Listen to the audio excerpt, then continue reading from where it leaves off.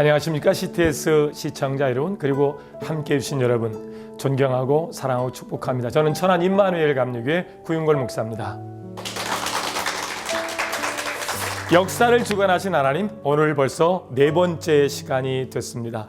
시나리오 작가에 의해서 그렇게 대본이 씌워지듯 내 인생을 내시고 역사를 주관하신 하나님이 오늘 그렇게 내 인생을 잡고 쓰실 수 있다면, 믿음의 선진들이 저주받을 수밖에 없었던 고난의 삶 속에서 풍성한 삶으로, 축복의 삶으로 바뀌었듯이 오늘 우리의 삶도 그런 역사의 주인공처럼 달라지는 인생이 시작이 될 줄로 믿습니다.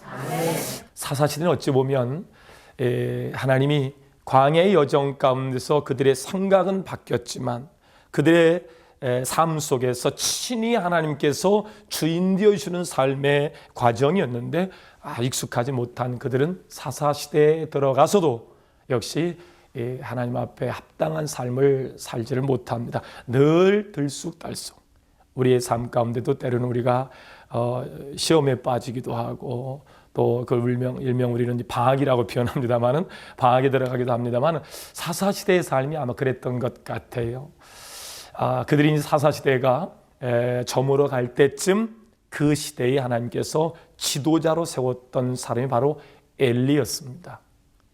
엘리의 타락은 그 백성들로 하여금 하나님의 이상과 또 역사를 주관하신 하나님의 역사를 경험할 수 없었기에 그들은 불안한 마음에 결국 그들은 왕을 원하는 단계까지 가죠.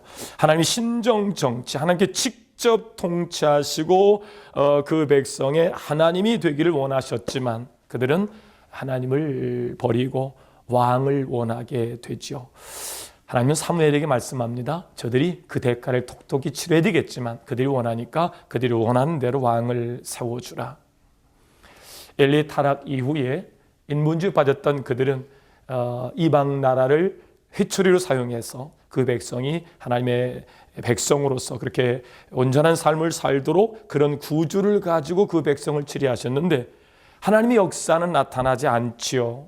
또 이방 나라가 쳐들어올 때 그 불안한 마음을 자구책으로 어떻게 하면 이 고난의 역사를 우리가 이길 수 있을까, 막을 수 있을까 생각하다가 왕을 원했던 겁니다. 우리에게 왕을 세우면, 즉 왕을 원했던 것은 왕이 가지고 있는 군사를 원했던 거죠. 그럼 하나님께서 이방 나라를 들어서 회초를 사용할 때 그들이 돌이키면 되거든요. 내가 하나님 앞에 합당한 삶으로 돌이키면 되는데, 하나님의 말씀은 없고 지도자는 타락했고 또 그 방법으로 돌아갈 생각은 안 하고 적들이 쳐들어오면 막을 방법만 생각을 한 거예요. 여러분, 하나님께서 믿는 자에게 사명제 주신 고난은 더 큰 능력과 또 더 큰 은사를 주시기 위한 과정이라 그랬는데, 우리가 우리의 죄로 인해서 얻어지는 고난 회개하면 되거든요. 이스라엘 백성은 회개하면 되는데 회개할 생각은 안 하고 그들이 군사를 세워서 그렇게 왕을 세우면 이방 나라가 쳐들어와도 막을 수 있다는 생각을 한 거죠. 철저한 인본주의로 그들이 빠져 들어가기 시작합니다. 사울이 왕으로 세움을 받았습니다. 하나님의 역사 속에서 세움을 받았기에 하나님께서 그를 응원합니다. 전쟁에 나갈 때마다 사울이 승리하는 거예요. 사울은 자기가 잘난 맛에 전쟁에서 늘 승리한다고 생각하고 하나님과 자기와의 관계를 잃어버리게 됩니다. 어느 날, 그날도 전쟁에 나가기 위해서 이스라엘 백성 하나님 앞에 제사를 드리고 나가야 되는데, 제사를 드리기 위해서는 제사장이 필요하단 말이에요. 그날따라 사무엘이 좀 늦게 나왔습니다. 급한 마음에 이 사울이 그만 사무엘의 자리에 서서 자기가 집례를 하고 전쟁에 나갑니다. 역사를 주관하신 하나님, 전쟁은 하나님께 속한 것인데 사울 자기 스스로 하나님이 쓰는 역사를 자기가 쓸 수 있다고 생각한 거죠. 이걸 인본주의라고 우리는 표현할 수 있습니다. 하나님이 그런 인본주의에 빠져서 교만한 사울을 하나님께서 폐위시키고, 즉 엘리가 타락의 길로 들어서자 엘리를 폐위시키고 사무엘을 들어섰던 것처럼 교만의 늪에 빠져가는 사울을 하나님께서는 폐위시키고 그 역사 속에서 새로운 주인공 다윗을 들어서 하나님의 역사를 진행시킵니다. 여러분, 하나님은 교만한 자를 들어서 사용하지 않습니다. 하나님은 겸손한 자를 찾으시는 줄로 믿습니다. 그렇게 하나님께서 이새의 아들 여러 아들 가운데 사무엘을 통해서 인터뷰를 해 나갑니다. 하나님께서 감동 가운데서 그렇게 이새의 아들 중에 다윗을 기름 부어서 왕으로 준비시키는 과정에 특별한 아주 스페셜 이벤트 사건을 마련했는데 그게 바로 블레셋과 이스라엘의 전쟁이에요. 하나님께서 기름 부어 세운 이 다윗 먼저 역사의 주인공으로 참여하기 이전에 사울 왕에게 악사로 그렇게 취업을 해서 사울 앞에서 수금을 타며 그렇게 자기에게 주어진 은사로 사울 왕을 섬겼던 자였어요. 그러나 하나님은 그의 이름을 높이시려고 블레셋과의 전쟁 가운데 전쟁터로 다윗을 보내. 여러분 가만히 한번 생각해 보세요. 다윗은 용맹한 장군도 아니었고 또 군사의 직임을 가지고 있지도 않았어요. 근데 왜 블레셋과의 이스라엘 전쟁 가운데 다윗이 그 전쟁터로 나갔을까? 어찌 보면 우리의 삶 가운데도 이유 없이 또 벌어진 어떤 일들을 여러분 경험하게 될 겁니다. 그때에 여러분 역사를 주관하시는 하나님이 내 주어진 삶 속에서 나를 부르신 까닭을 지혜로 아는 그런 영적 감각이 여러분에게 있기를 주의 이름으로 축원합니다. 전쟁터에 나가보니까 난리가 난 거예요. 옛날 전쟁은 큰 뚝방울 가운데 놓고 저쪽 편과 이쪽 편이 서로 나눠서 사기 진작을 위해서 함성을 외쳐가며 구호를 외쳐가면서 그렇게 전쟁에 앞서서 그렇게 전열을 정비하며 구호를 외치는데 블레셋과의 전쟁터를 나가보니까 블레셋 진영에는 사기가 막 충천한데 이스라엘 백성들은 하나님을 신뢰하지 않는 사울이 왕으로 군사로 그렇게 대표로 서 있는 그 백성이기 때문에 그 역사의 주관자이신 하나님께서 그들의 전쟁 가운데 그들을 승리하게 하시는 신뢰가 없기 때문에 이 전쟁에 대한 두려움을 갖게 되는 거예요. 하나님께서 권세자로 우리의 관계와 교제가 바로 설 때는 만물을 다스릴 수 있는 정복하고 생육하고 번성할 수 힘이 우리에게 있지만 하나님과 관계와 교제가 끊어지면 만물을 다스리는 존재에서 오히려 만물을 섬길 수밖에 없는 다스림을 받는 존재가 되는 것이죠. 결국 그 전쟁터에 다윗이 나가게 됩니다. 블레셋 진영의 골리앗 장군이 하나님을 모욕하는데 사울을 비롯해서 이스라엘 백의 군사는 아무도 대항을 못하고 있는 거예요.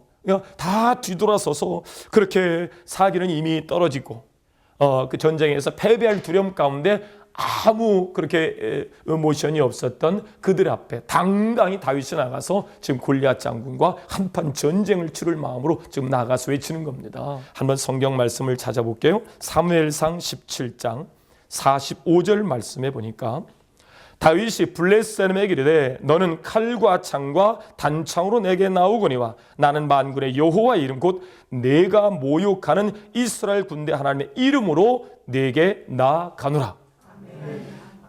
네가 지금 전쟁이 하나님께 속한 것인 줄을 모르고 네가 지금 하나님을 모욕하느냐? 나는 만군의 주 여호와 하나님이 함께 하는데 너는 힘입고 지금 전쟁을 하자는 거냐? 그러니까 이스라엘 진영 가운데서 갑자기 골리앗 장군과 함께 대항하려고 한 군사가 나왔는데 본인 갑옷도 입지 않았어요. 칼과 또 창도 손에 들려있지 않습니다. 골리앗 입장에서 한번 보는 겁니다.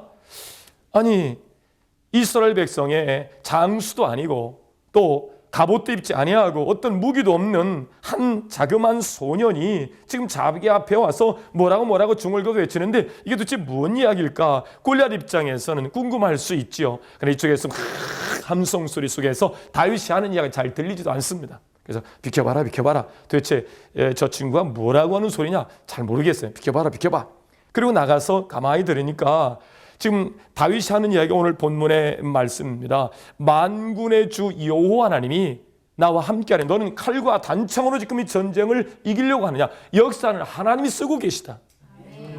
하나님께서 다윗을 감동시켜서 역사를 주관하시는 하나님의 역사 안에 다윗을 주인공으로 또 뽑아 올리시는 사건이 바로 블레셋과 이스라엘 백성의 전쟁이었어요. 이 전쟁은 오로지 다윗을 사울 대신 왕으로 들으시는 하나님의 역사 속에서 일어난 사건이라고 저는 보는 거예요. 느닷없이 전쟁 가운데 다윗이 그 전쟁터에 나갑니다. 근데 전쟁에 저쪽 진영에 블레셋 막 사기충천해서 그 군사들과 함께 소리를 지르고 만군의 주 여호와 하나님을 지금 모욕하고 있고요. 사울을 왕으로 세워서 그렇게 전쟁에 참여한 이스라엘 군사들은 아무 얘기도 못하고 그렇게 패전병처럼 그렇게 뒤돌아서서 있는 거예요. 다윗이 볼 때 이해가 되지 않습니다. 역사는 누가 쓰신다고요? 하나님이 역사를 쓰고 계시잖아요. 근데 어떻게 하나님의 백성이 블레셋 진영과의 전쟁에서 이렇게 의기소침할 수 있는가? 당신이 이해가 되지 않았습니다. 그리고 당당히 자기가 나갑니다. 내가 한판 겨루어야 되겠다. 아니, 지금 전쟁터입니다. 어린 다윗이, 그렇게 청년 다윗이 나갈 수 있는 그런 상황이 아니에요. 그러니까 사울 왕이 그를 붙잡고 제지합니다. 야, 여기는 전쟁터다. 네가 나갈 곳이 아니다. 아니, 가만히 있어보세요. 지금 역사는 하나님이 쓰고 계신데 만군의 여호와 하나님을 저 녀석이 지금 망령도 읽고 있지 않습니까? 내가 어떻게 가만히 있을 수 있습니까? 사울 왕이 자기 갑옷을 벗어서 다윗에게 입혀요. 아니, 지금 이 갑옷에 관한 문제가 아닙니다. 칼과 창에 관한 문제가 아닙니다. 그리고 갑옷을 벗어 던져놓고 당당히 지금 골리앗 앞에 다윗이 나가요. 그리고 이야기합니다. 너는 칼과 단창으로 나오지만 나는 만군의 주 여호와 하나님 함께한다. 전쟁은 하나님께 속한 것인데 네가 지금 힘있고 지금 이스라엘 백성에 대항하느냐? 골리앗이 전쟁 가운데 그 이야기가 들릴 수도 없어요. 막 함성 소리가 들리고 난리를 치는데 다윗은 뭐라고 그냥 막 난리를 치는데 뭔 소린가? 그래, 비켜봐. 그리고 다윗 앞에 가서 이야기합니다. 너 지금 뭐라고 지금 이야기하느냐? 이렇게 쳐다보다가 돌 맞아 죽었다는 거 아닙니까? 한번 생각해 보세요. 역사를 주관하신 하나님, 지금 칼과 창의 싸움도 아니에요. 어떤 전술의 싸움도 아닙니다. 역사를 누가 쓰고 계시다고요? 하나님이 역사를 쓰고 있다는 사실을 믿었던 다윗의 편에 하나님 서 계셔서 누구도 이길 수 없다고 그렇게 포기했던, 사울 왕까지도 이제는 이길 수 없다라고 그렇게 포기했던 골리앗을 다윗은 믿음으로 물리쳐 승리하게 된 줄로 믿습니다. 아주 멋진 다윗의 이야기, 전쟁 이야기. 그 다음날 KBS 헤드라인 뉴스에 그 이야기가 나옵니다. 사울은 천천히요, 다윗은 만만이로다. 아니, 그렇게 생각해 보는 거예요, 그냥. 하나님께서 이제 사울을 배신시키고 다윗을 그렇게 역사의 주인공으로 세웠으려는 하나님의 역사의 작품이 바로 이 전쟁이었습니다. 다윗은 진짜 멋진 왕이었어요. 하나님 앞에 칭찬받는, 백성들에게 존경받는 그런 왕이에요. 다윗이 얼마나 훌륭한 왕이었는가? 그가 이제 여러 정복 전쟁을 사울을 뒤이어서 왕이 되었지만 통일 왕국의 왕은 아니에요. 그래서 다윗이 이제 정복 전쟁에 나서게 되는데 어느 날 그 전쟁터에 너무 피곤하고 지쳐 있는 다윗이 그냥 자기 혼자 한 말로 이야기하는 겁니다. 내가 언제까지 이런 삶을 살아야 된단 말인가? 내 고향 베들레헴에 그 시원한 우물물을 좀 한번 마셨으면 얼마나 좋을까. 그냥 누구 들으라고 온 소리도 아니고 자기 혼자 그냥 넋두리식으로 그런 이야기를 했는데 그 가까이에서 이 다윗의 일거실투족을 지켜보면서 우리의 장군, 우리의 왕 이 다윗, 그가 다윗이 지치면 내가 지치는 것이고 다윗의 기쁨은 나의 기쁨이고 다윗의 슬픔은 나의 슬픔인데 다윗이 그렇게 탄식하는 이야기를 듣고 가만히 들어보니까 다윗의 고향에 우물물을 먹고 싶다는 이야기를 듣고 세 용사가 블레셋의 진영을 뚫고 100리길이 넘는 그곳에 물을 구하러 가요. 전쟁터입니다. 지금 블레셋이 이 다윗과 그 군사들을 둘러싸고 진을 치고 있고 물샐 틈 없이 경계하는 그곳에 낮은 보복 높은 폭으로 그 경계선을 뚫고 100리길이 넘는 그곳에 가서 물을 떠와요. 피투성이가 돼 있고 그렇게 흩어져 있는 그 군사들의 모습을 보면서 지금 이게 뭔 상황이냐? 장군, 제가 들으려고 들은 건 아닌데 제가 장군이 탄식하는 이야기를 듣고 고향에 가서 우물물을 저희들이 떠왔다고. 지금 이 밤에 지금 이 어려운 상황 속에서 적군의 진영을 뚫고 너희들이 내 고향 베들레헴 우물가에서 지금 물을 떠왔다는 얘기냐? 그 물을 보는 순간 다윗이 웁니다.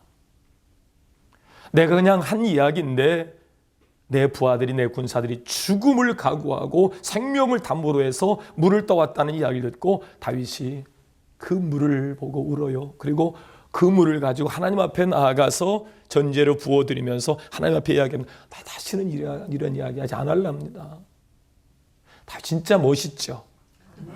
나도 다윗과 같은 이런 장군 밑에 부하라고 그러면 난 충성을 맹세하고 그를 위해서 평생을 살았을 것 같아. 그렇게 세워진 다윗도 어느 날 그만 범죄하게 되죠. 충성된 우리아의 아내 이 밧세바. 다른 문헌에 보니까 이 밧세바가 의도적으로 비록 이미 남편을 만나서 결혼을 했지만 자기 우선 가운데 왕이 세워졌으면 하는 그런 바람을 가지고 그렇게 자기 인생을 써갔다고 그래요. 어느 날 다윗이 이제 궁에서 백성들의 삶을 봅니다. 쭉 보는데 다윗의 눈에 뭐가 확 들어와요. 여러분, 사람 눈에 확 들어오는 것은 일반적이지 않은 것일 때 확 들어오죠. 이 우리 아내 밧세바가 그것도 밤도 아니고 낮 시간에, 아니 목욕탕도 아닌 일반 사람들이 잘 눈에 띄는 이 다윗의 시야에 들어올 수 있는 그런 각도에서 이 우리 아내 밧세바가 요염하게 목욕을 하고 있는 겁니다. 어떻게 요염한지 모르겠어요. 하여튼 요염하게 목욕을 하고 있는 겁니다. 이때 음욕이 다윗에게 확 들어옵니다. 그렇게 존경받는 왕이었고 그렇게 장군이었고 하나님 앞에 인정받는 다윗인데도 불구하고요, 역시 성경 66권의 사람에 관한 이야기는 모든 사람이 죄를 범하였음에 하나님의 영광이 이르지 못하더라. 여러분, 우리가 그래서 더 겸손히 하나님을 바라보며 믿음으로 나아가야 될 줄로 믿습니다. 그 다윗이 끝내는 그 음욕을 이기지 못해서 밧세바를 납치에다가 강간을 해요. 왕정시대에 왕이 한 여인 그렇게 데려다가 부인 삼아 그럴 수 있다라고 생각하지만, 그러나 아무리 왕이라도 남편이 있는 아내를 건드리는 것은 실정법상 강간입니다. 그때 다윗이 백성들에게 존경받고 그렇게 하나님 앞에 인정받는 자기의 삶을 보면서 들키면 안 되겠다, 완전 범죄를 하려고 그렇게 우리아를 전쟁터에 내보내서 또 죽입니다. 완전 범죄. 그러나 하나님 안에서 드러나지 않을 것이 없고 감출 것이 아무것도 없는 줄을 믿습니다. 하나님께 나단 선지자를 다윗에게 보내서 그 죄를 지적하고 나섭니다. 다윗이 하나님께로부터 보내진 선지자에서 죄를 지적받고 얼마나 울었든지, 그리고 동일한 죄를 반복하지 않으려고 얼마나 울었든지 성경에 보니까 침상이, 그 눈물로 침상이 떴다는 거예요. 저는 성서학자이고 또 학생들을 가르치는 교수 입장에서 아무리 그래도, 아니 눈에 모다가 달린 것도 아니고 어떻게 침상이 떴을까? 그래서 그 문헌을 연구하기 시작해 봤어요. 옛날 우리 부흥 강사들이 부흥이 하려고 그러면 그냥 그런 간증들을 많이 얘기했어요. 막 삼각산 꼭대기에 올라가서 바위 위에서 막 기도를 하는 겁니다. 소나무 붙잡고 그냥 주여 그러면 애싸우면서 기도를 하는데 눈이 막 오기 시작하는 거예요. 눈이 무릎을 덮고 허리를 덮어서 가슴까지 눈이 올라오는 거예요. 그러니까 그래도 그까이 끄먹으러 막 소나무를 붙잡고 막 기도하는데 그냥 덩어리가 툭툭하더랍니다. 그래서 이렇게 보니까 호랑이가 자기를 막 이렇게 안고 있다는 거예요. 이건 아무리 생각해도 조금 뻥이 들어가 있지 않나 생각이 드는데, 그렇게 성경의 수사학적 표현으로 어떻게 눈물로 침상을 띄울 수 있을까? 다윗의 생애를 연구해 보니까 다윗이 진짜 회개 이후에 하나님 앞에 칭찬받는 삶을 이어져 가는데, 그럼에도 불구하고 다윗이 그런 죄가 있음에도 불구하고 하나님은 다윗을 통해서 인류의 구원자 예수 그리스도를 이 땅에 보내신 줄로 믿습니다. 칭찬받는 다윗. 여러분, 죄를 지어서 지옥 가는 것이 아니고 회개하지 않아서 지옥 가는 것을 우리가 알아야 될 줄로 믿습니다. 다윗은 철저히 회개를 해요.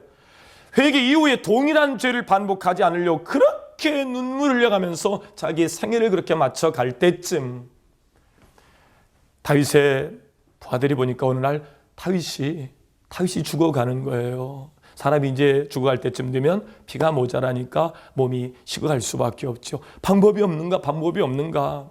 당시 민간요법으로 예전에 우리 민족 가운데도 그런 일이 있었다 그래요. 그래서 미스 이스라엘 콘테스트를 합니다.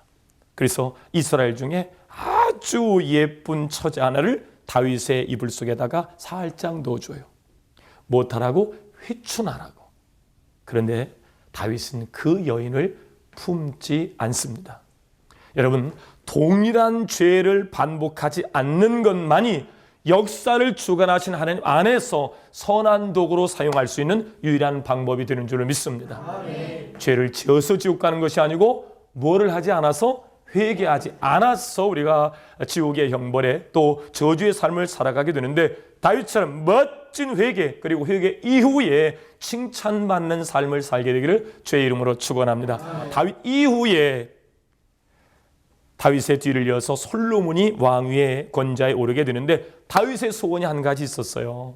바로 하나님의 법궤를 모셔서 그렇게 성전을 아름답게 건축하는 것이었습니다. 근데 그 정복전쟁, 통일왕국을 이루어가려는 이 다윗의 정복전쟁 가운데 그 손에 피를 너무 많이 묻힌 결과로 하나님은 다윗의 소원을 들어주지 않고 다윗의 후손 솔로몬에게 성전 건축의 축복을 솔로몬에게 허락하죠. 다윗의 뒤를 이어서 솔로몬이 성전을 건축하게 됩니다. 사사시대가 끝나고 왕정시대, 사울로 시작된 단일 왕국, 사울, 다윗, 솔로몬 이후에 이스라엘 역사는 분열의 역사로 치닫게 됩니다. 솔로몬 성전 건축 이후에 르호보암을 중심으로 아비야, 아사 쭉 20명의 왕들이 이어가다가 시드기야, 바벨론의 포로로 눈이 빠진 채 잡혀가서 죽음을 맞이하는 역사로 남유다의 역사는 그렇게 끝이 나고, 그렇게 르호보암과 함께하지 못하겠다고 나간 10개 지파, 여로보암을 중심으로 19명의 악한 왕들의 역사가 계속 이어져 가다가 북이스라엘도 아수르의 멸망을 하면서 그렇게 남북의 역사가 그렇게 역사 속에서 사라지게 됩니다. 르호보암을 중심으로 해서 그렇게 남유다의 역사가 씌어져 가는데 10개 지파의 장들과 지도자들이 르호보암을 쫓아와요. 와서 야, 너희 아버지 때 우리가 너무 어렵고 죽을 뻔했다. 너는 앞으로 정치를 어떻게 할 거냐. 이때쯤 르호보암이 지혜롭게 아유, 아버지가 그래서 많이 어려우셨죠? 자, 앞으로 잘할 테니까 저를 좀 밀어주세요. 그렇게 지도력을 발휘했으면 문제가 없을 텐데 이 르호보암이 어느 아버지보다 더 할 건데, 그리고 강한 어조로 그 지도자들을 물리칩니다. 그래서 이 르호보암 앞에 의논차 왔던 장들과 지도자들이 여로보암과 함께 북이스라엘을 그렇게 세워가게 될 때, 북이스라엘에 그렇게 왕으로 세워졌던 여로보암이 느닷없이 신을 바꿉니다. 그들은 아브라함으로 시작된 만군의 주 여호와 하나님, 영어로 God, 여호와 하나님을 그동안 섬겨왔는데 르호보암을 떠나서 10개 지파, 여로보암을 중심으로 세워졌던 북이스라엘은 갑자기 신을 바꿔서 여호와 하나님, 영어로 God가 아닌 엘은 신이라는 뜻인데 God에다가 엘을 넣으니까 G-O-L-D, 골드, 금송아지를 만들어 놓고 이게 우리 하나님이라는 거예요. 여기서부터 가치관과 세계관의 변화가, 세상 사람들과 우리 크리스찬들의 가치관의 확연한 변화가 거기서 시작되는데, 금송아지를 만들어 놓고 이게 우리에게 복을 주는 신이라는 거예요. 성경은 북이스라엘의 결국에는 아수르에 멸망한 이유에 대해서 성경은 계속해서 여로보암의 죄니라, 여로보암의 죄니라, 처음 잘못 된 단추로 결국 19명의 악한 왕들로 세워졌던 북이스라엘의 역사, 결국 하나님이 세운 나라임에도 불구하고 이방 나라에게 결국 멸망 이후 그들은 그 후손들에게 저주의 삶을 물려주는 조상이 되고 말았습니다. 여러분, 우리의 삶의 가치관과 세계관, 하나님께서 생사화복을 주관하시고 역사를 자꾸 쓰시는 하나님이라는 사실을 우리가 놓쳐서는 아니 될 줄로 믿습니다. 오늘 하나님 그 역사를 계속 써가십니다. 역사를 주관하신 하나님, 오늘 4번째 여기서 마치고 다음 5번째 시간을 여러분 기대해 주시기 바랍니다. 이상 마치겠습니다. 고맙습니다.